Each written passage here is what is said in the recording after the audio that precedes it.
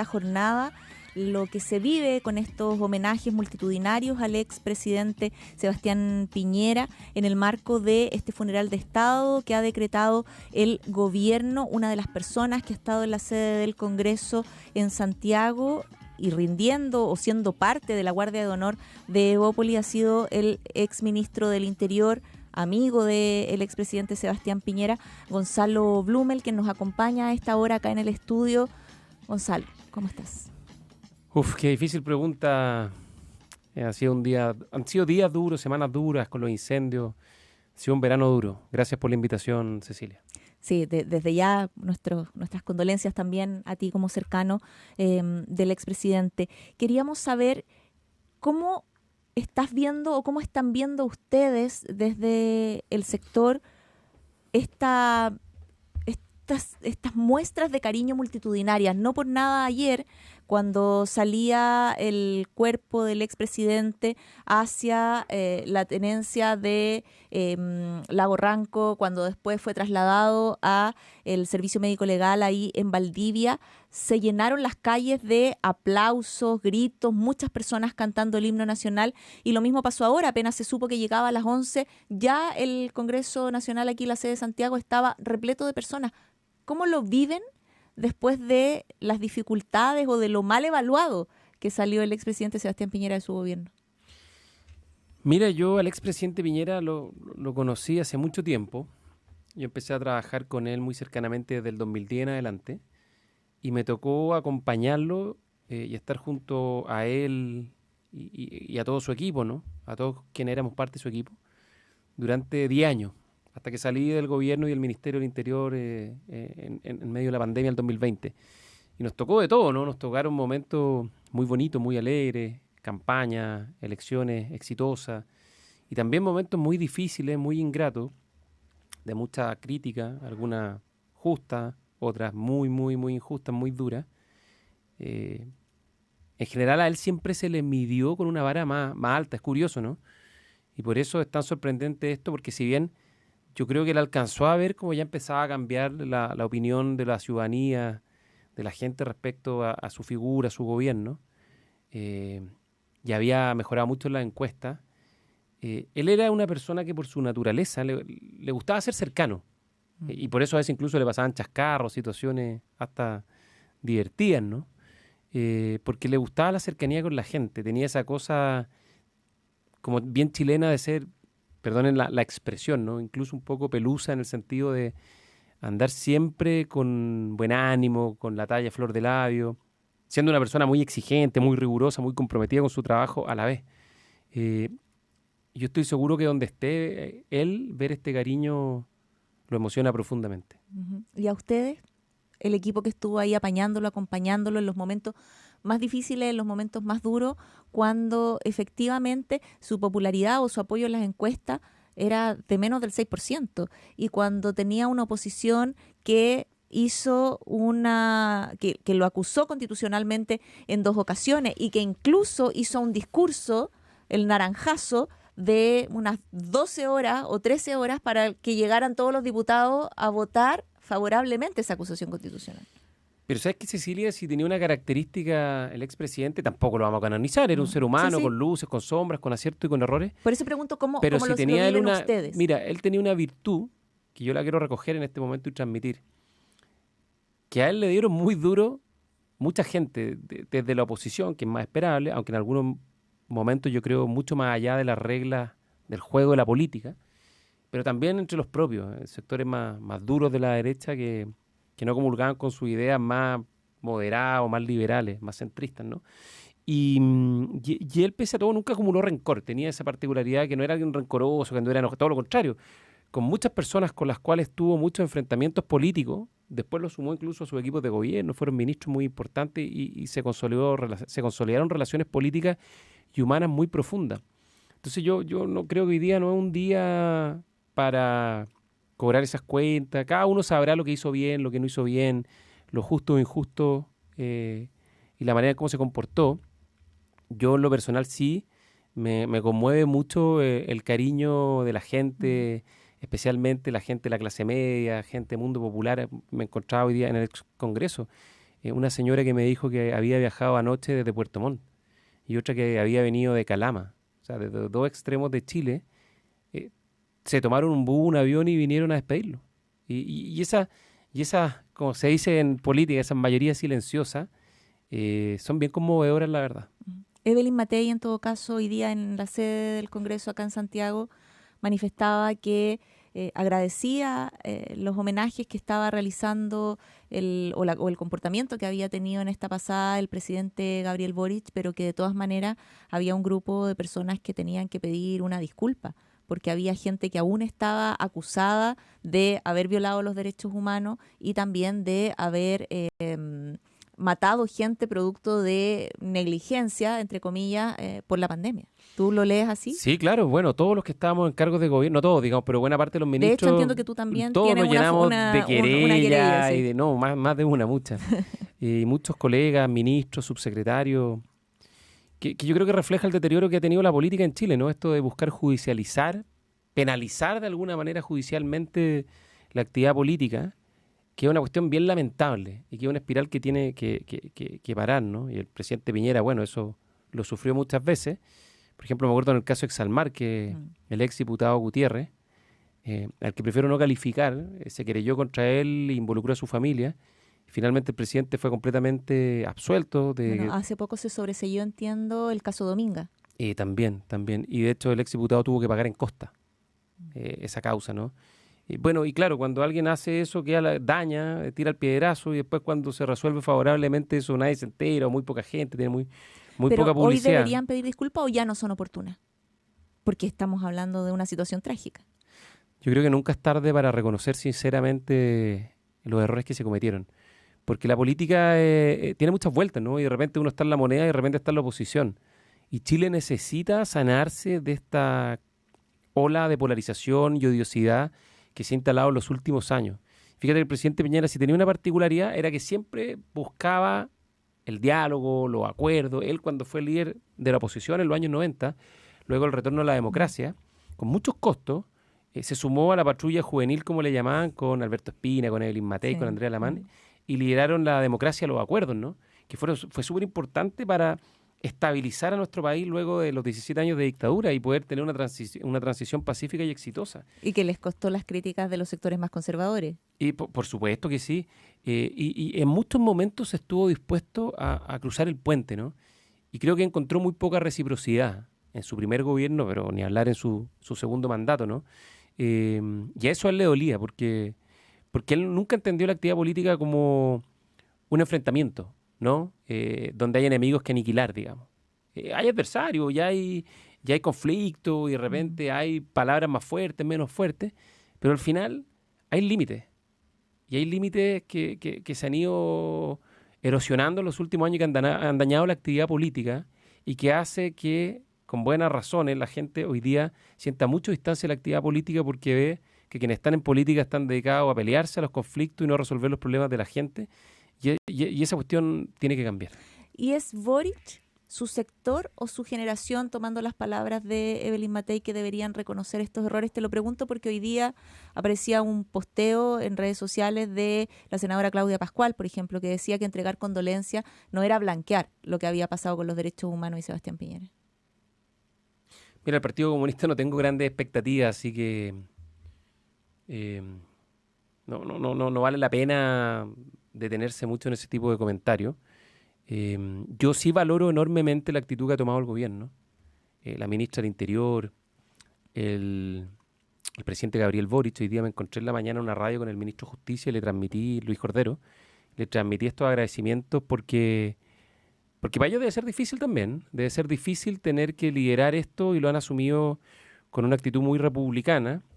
Y si bien todavía yo creo que el reconocimiento de los errores cometidos se ha completado mínimamente, yo creo que todavía hay mucha agua que tiene que correr bajo ese puente. Yo creo que este tipo de acciones que nos permiten entender que hay asuntos que son de Estado y que son de todos los chilenos, son valiosas y es justo reconocerlo. Y bueno, y el resto, cada uno rendirá cuenta. Ahora, Camila frente a los Vallejo ciudadanos. suspendió sus vacaciones. Está bien que así sea. Y por eso cada uno rendirá cuenta ante los ciudadanos y ante su propia conciencia. Uh-huh. te quiero llevar a otro tema y que lo abordábamos ayer con Andrea Valladares, secretaria general de Renovación Nacional, que también estaba muy conmovida, evidentemente, como todos los cercanos al expresidente Sebastián Piñera. Ella decía que Sebastián Piñera había sido un líder que empujaba o impulsaba a las nuevas generaciones a creer, a confiar en el servicio público. Sobre eso te quería preguntar porque también fue algo que te pasó a ti. De hecho, tú en tu libro, La Vuelta Larga, cuentas cómo en la práctica te conquistó Sebastián Piñera sin ser, a propósito de claroscuro y de luces y sombras, sin ser un tremendo orador en la Universidad Católica, en una charla que da para concurrir al servicio público. Ahí yo tengo una diferencia, porque hablando ya como en el plano más anecdótico, él en la conversación quizás más íntima o fuera de la cuña, digamos, de la cuestión más convencional o formal de la política, sabía cautivar muy bien, era un gran formador, reclutador y formador de equipo. Y confiaba mucho en las personas y confiaba mucho especialmente en la gente joven. A mí me nombró jefe del segundo piso, jefe de su equipo de asesores el año 2013 con 34 años. Me nombró ministro de la SECPRES con 39 y a los 41 me nombró ministro del Interior y vicepresidente de la República en la crisis más grave de nuestra democracia desde el año 90 por lo menos a la fecha. Y tenía esa particularidad, ¿no?, de que finalmente lograba formar equipos y lograba liderar esos equipos con sus particularidades, con su forma de ser, pero sobre todo con una cuestión que en él la gente quizás no la conoce mucho, esa capacidad de estar preocupado en detalles, quizás no en todos los detalles de la vida de las personas, pero en detalles muy fundamentales donde en las buenas y en las no tan buenas él siempre estaba contigo, siempre te acompañaba. Y yo tuve 1000 experiencias de esas, como por ejemplo el año 2013 cuando nació mi hija. Yo trabajaba con él en el segundo piso y mandó a su edecán a dejarme flores a la clínica, desde ese tipo de gesto o detalle, hasta hace un par de días atrás, cuando me tocó aquí al lado presentar un libro de Ignacio Walker con la ministra de Interior, Carola Toá. Llegaron un par de personas muy odiosas, de forma muy agresiva, a increparme, una funa, digamos. Y fue el primero que me llamó con una videollamada y una cuestión de mucha cercanía. O sea, no solo era un líder político, sino que con todas las particularidades de su personalidad, y él sabía esas limitaciones, él las conocía bien, se preocupaba en los momentos importantes y nunca te dejaba solo. Él decidió nombrarte ministro del Interior en un momento muy, muy complejo, pero por lo que se sabe no eras tú el convocado, ¿no? Fue una situación más bien de emergencia, como la emergencia que se estaba viviendo en esos días. Pero eso también te habla de la confianza que él depositaba en las personas que se habían convertido en cercanos a él, ¿o no? ¿Esa era su personalidad? Sí, bueno, él me nombró ministro primero de la SECPRES en el 2018, estaba a cargo de las relaciones con el Parlamento, me gustó mucho hacer ese trabajo, sentía que podía hacer un aporte, vino bueno el estallido, y claro, habían otras personas quizá mucho más aptas para el cargo, pero por distintas razones se fueron cayendo. Convengamos además que era la peor oferta laboral que te podían hacer, porque en medio de esa crisis era terrible asumir esa responsabilidad. Y nadie salía muy bien parado, porque todos los ministros del Interior anteriores se habían ido empujados por las presiones. Y de todos los gobiernos en los últimos años, prácticamente todos los ministros del Interior le ha tocado bailar con la fea, ¿no? Y claro, 10 días después del estallido, finalmente por una serie de circunstancias y vicisitudes que yo relato en este libro que tú mencionas, La Vuelta Larga, me invita a asumir el Ministerio del Interior, cosa que naturalmente me golpeó, me choqueó, pero fíjate que en ningún momento lo dudé, porque yo sabía que yo no era su primera opción, quizás no tanto porque no confiara en mí, sino porque él sabía que ese era un cargo que si fuese un viaje en tren era estación terminal para el que lo asumiera. ¿Y tú estuviste dispuesto por el aprecio y por la confianza yo también sabía que era el último baile, ¿no? Era la estación terminal, porque de ahí era en términos políticos imposible salir de pie por el nivel del conflicto y la crisis, porque era obvio que el que tomase ese fierro caliente se iba a quemar, digamos, pero no había otra opción que acompañarlo porque lo que estaba en juego era demasiado grande. Y él era una persona de convicciones y coraje para tomar decisiones difíciles en momentos imposibles. Y con ese ejemplo, bueno, no había ni una posibilidad de decirle que no. Sí, claro. Ahora, pasando al tema de lo que ocurrió efectivamente ayer, él estaba tomando contacto, siempre lo hacía, lo hizo cuando estaba en crisis el sistema de salud, ahora el invierno recién pasado por el tema de los virus respiratorios, lo había hecho en el incendio del año pasado, de convocar a las personas que habían trabajado con él, a sus equipos de confianza, precisamente pensando en poder aportar, ¿no?, a lo que se venía para este gobierno, siendo ustedes oposición. ¿Cuándo fue la última vez que hablaste con él y fue en el marco de estas circunstancias como ha relatado la ex ministra Rubilar, por ejemplo?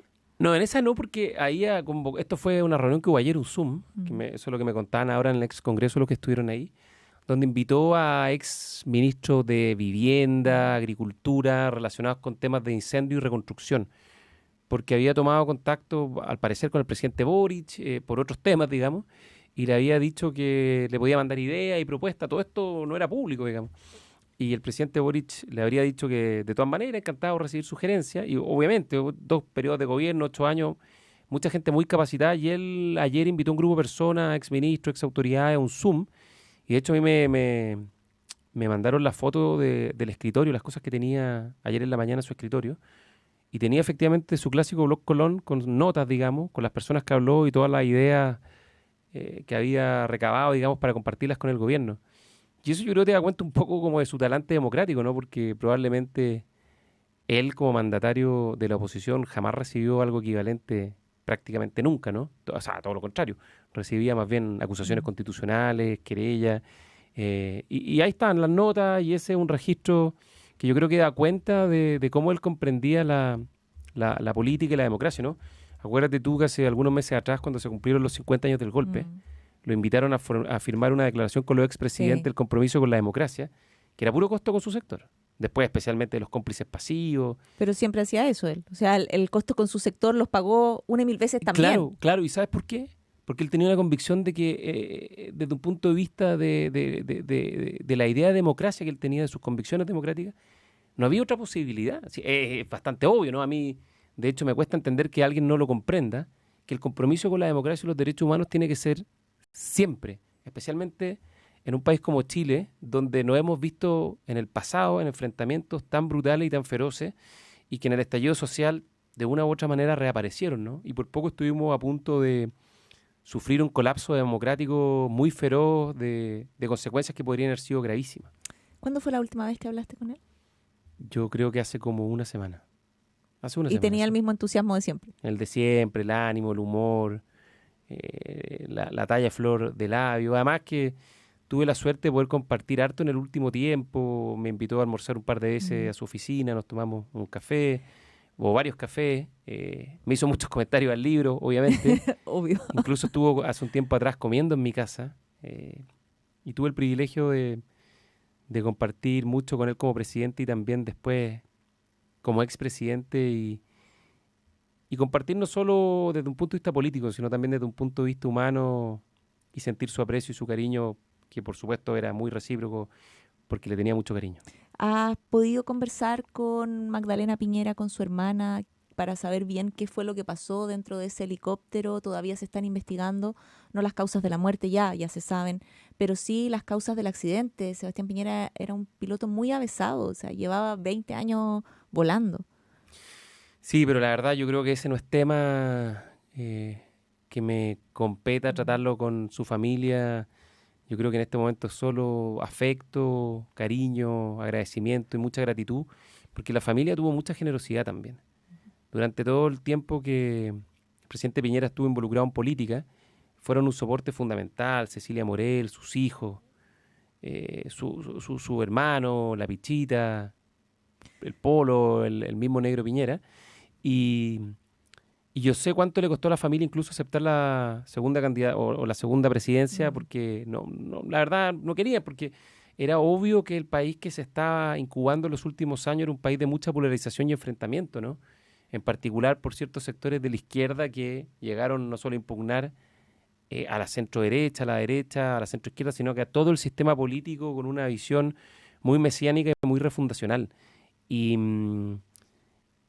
eso que parecía que iba a ser un polvorín, finalmente terminó siendo un polvorín. Y por poco explota, ¿no? Por poco estalla. Bueno, estalló pero finalmente se logró contener a través del acuerdo del 15 de noviembre, el acuerdo constitucional del 2019, y logramos que la política se impusiera por sobre el enfrentamiento, ¿no? Por sobre además el uso de la fuerza militar para resolver los problemas sociales y políticos, que yo creo que es un gran legado también del expresidente Piñera, que probablemente la decisión más importante de su vida política, especialmente como presidente, fue la noche del 12 de noviembre, cuando tenía buenas razones para optar por la salida militar a un conflicto que era sobre todo social y político. Y Mario Desbordes decía que ese día se estaba quemando Chile, y bueno, aún así él optó por la democracia. Literalmente, de hecho, ese día asaltaron un regimiento, que es como la línea roja final de defensa de la democracia, las unidades militares.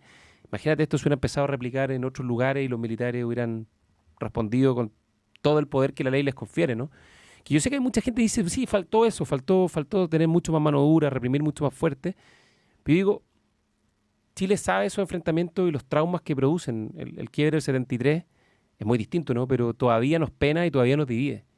Y el 18 de octubre amenazó con ser eso, y esa noche del 12 de noviembre asaltaron regimientos, quemaron iglesias, quemaron intendencias, gobernaciones, Antofagasta, Concepción. Fue un día feroz, fue un día brutal, y pese a que tenía muy buenas razones para buscar una respuesta militar a un problema eminentemente social y político, su convicción y su fibra más íntima, que era sobre todo la de un demócrata, le dio una última chance a la posibilidad de buscar una salida dialogada y acordada entre todos los sectores políticos para evitar un enfrentamiento que podría haber tenido consecuencias insospechadas. Gonzalo, antes de despedirte y por supuesto agradecerte esta entrevista, el expresidente Piñera seguía intentando dar señales o dar recetas para que la oposición pudiera volver a ponerse de pie, mantenerse vigente, entregar una respuesta al país. Hablaba de la unión entre republicanos y hasta amarillos, hasta demócratas, incluso más allá. Pero sectores o dirigentes de derecha nos han planteado acá en la radio, ayer sobre todo, que él deja un vacío. Es un liderazgo que deja un tremendo vacío para la derecha. ¿Quién puede tomar esa posta ahora? Que tenga las credenciales democráticas de oposición a la dictadura que tiene o que tuvo el expresidente Piñera. Es muy pronto para saberlo, no lo sé, la verdad, sinceramente no lo sé. Y deja un vacío muy grande.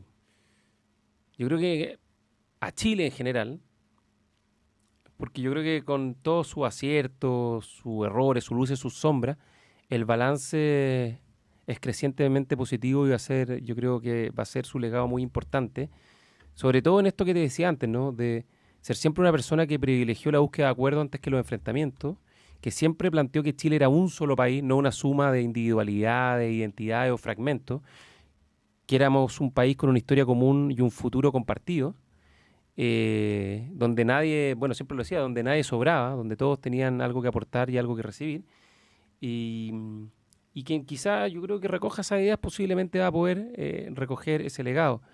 Pero el vacío es muy grande. Yo creo que la partida de todos los expresidentes es muy dura. Yo me acuerdo la de Patricio Aylwin también fue muy triste por todo lo que significó.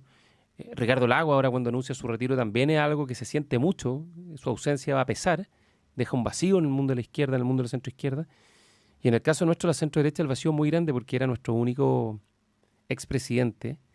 Creo que era el único que tenía esa capacidad de convocar a distintos mundos y unirnos. Dentro de lo difícil que es para la derecha unirse, que es como su talón de Aquiles histórico, y su presencia y su liderazgo se va a sentir. El vacío es muy fuerte.